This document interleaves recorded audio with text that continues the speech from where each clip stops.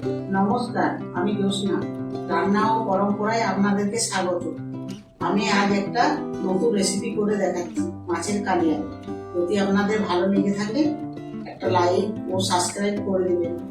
আজকে আমি এই যে মাছ কেটে রেডি করে নিয়েছি, একবারে ধুয়ে নুন হলুদ দিয়ে রেখেছি, মাখিয়ে নেব।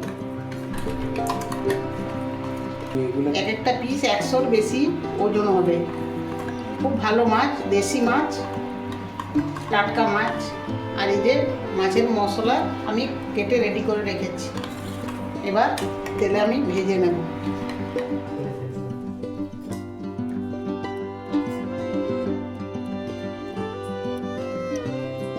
মাছ ভাজার জন্য কড়াইয়ে তেল দিয়ে দিলাম।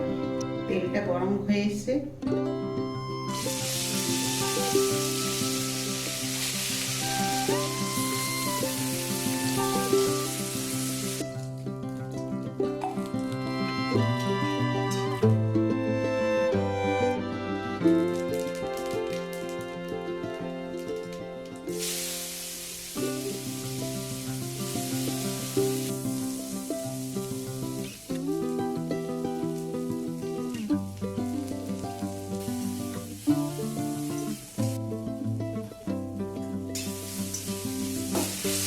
ওই তেলে আমি পাঁচফোড়ন আর পেঁয়াজগুলো দিয়ে দেবো।